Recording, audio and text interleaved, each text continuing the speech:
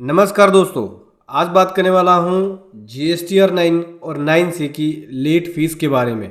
GSTR 9 और 9C के ऊपर क्या लेट फीस लगेगी, टाइम लिमिट क्या है, कब तक फाइल कर सकते हैं, किसको किसको GSTR 9 फाइल करना है, किसको किसको GSTR 9C फाइल करना है, ड्यू डेट क्या होती है, बहुत कुछ समझेंगे इस वीडियो के अंदर। बहुत कुछ सीखने को आपको मिलेगा इस वीडियो के अंदर। तो चलिए समझेंगे डिटेल में, स्टेप बाय स्टेप। उससे पहले बताना चाहूँगा, जो भी भाई बंधु मेरे चैनल पे पहली बार हैं, इस वीडियो को पहली बार देख रहे हैं, जिन्होंने अभी तक सब्सक्राइब नहीं किया, सब्सक्राइब कर लीजिए, साथ ही साथ बेल आइकन पे भी क्लिक कर लीजिए ताकि इस तरह का कंटेंट आपको मिलता रहे। तो दोस्तों, सबसे पहले हम समझेंगे कि एप्लीकेबिलिटी क्या है GSTR 9 और 9C की, किसके किसके ऊपर 9 और 9C एप्लीकेबल है। तो GSTR 9 ऐसे टैक्स पेयर जिसकी टर्नओवर 2 करोड़ से ज़्यादा है उसके लिए मैंडेटरी है, और GSTR 9C ऐसे टैक्स पेयर जिसकी टर्नओवर 5 करोड़ से ज़्यादा है उसके लिए मैंडेटरी है। जिनकी टर्नओवर 2 करोड़ से कम है उनके लिए ऑप्शनल है, चाहे तो फाइल कर सकते हैं या छोड़ सकते हैं। लेकिन मैं आपको रियलिटी बता दूं, अगर आप यूपी के टैक्स पेयर हैं, यूपी से बिलोंग करते हैं, तो वो आपकी GSTR 9 को कंपेयर करके और 9C को कंपेयर करके नोटिस भेजते हैं, जो कि GST असेसमेंट 10 में।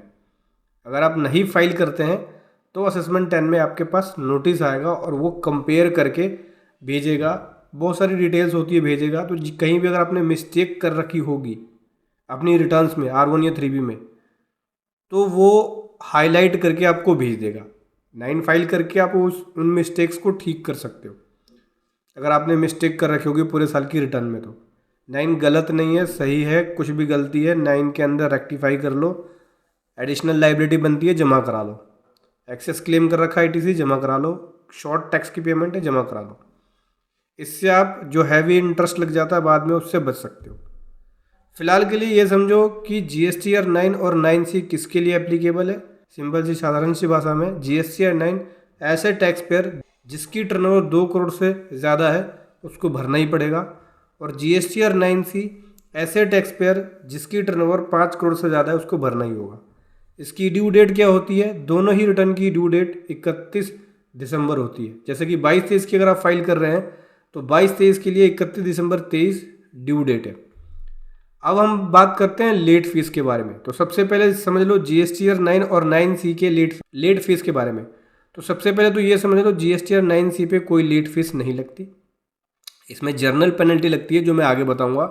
तो ये जो लेट फीस है वो केवल GSTR 9 के लिए है, और ये चेंज वाली लेट फीस है जो कि फाइनेंशियल ईयर 22-23 से एप्लीकेबल है। चेंज वाली लेट फीस का मतलब जो 200 रुपये पर डे लग रही थी वो अब नहीं लगेगी। अब थोड़ा सा स्ट्रक्चर चेंज कर दिया गया है लेट फीस का।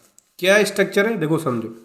50 रुपये पर डे लेट फीस लगेगी ऐसे टैक्स पेयर की जिसकी टर्नओवर 5 करोड़ रुपीज़ तक है। 1 रुपये से लेके 5 करोड़ के बीच में टर्नओवर है तो 50 रुपये पर डे लेट फीस लगेगी, और ये मैक्सिमम जा सकती है टर्नओवर का 0.04%। दूसरे कैटेगरी के टैक्स पेयर में रखा गया है इसको कि ऐसे टैक्स पेयर जिसकी टर्नओवर 5 करोड़ से 20 करोड़ के बीच में, उसकी लेट फीस 100 रुपये पर डे लगेगी, और मैक्सिमम ये जा सकती है टर्नओवर का 0.04%। तीसरी कैटेगरी में रखा गया है ऐसे टैक्स पेयर जिसकी टर्नओवर 20 करोड़ से ज़्यादा है। उनके लिए लेट फीस नॉर्मल वाली जो चलती है 200 वाली वही चलेगी, 200 रुपये पर डे, और ये मैक्सिमम जा सकती है टर्नओवर का 0.25%। ठीक है, इसके लिए चाहो तो आप नोटिफिकेशन को रेफर कर सकते हो।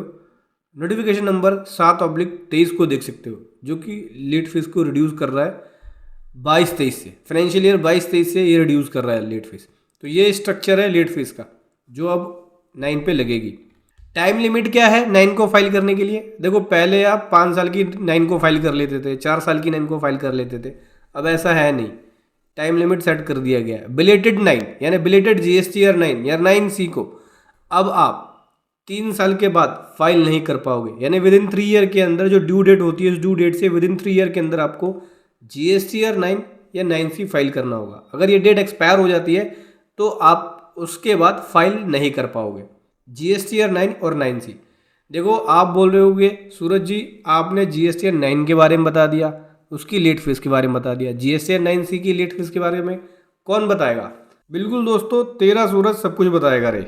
GSTR 9C की लेट फीस के बारे में समझो। तो देखो, एक्ट में इसके लिए अलग से कोई लेट फीस के बारे में नहीं है 9C के बारे में।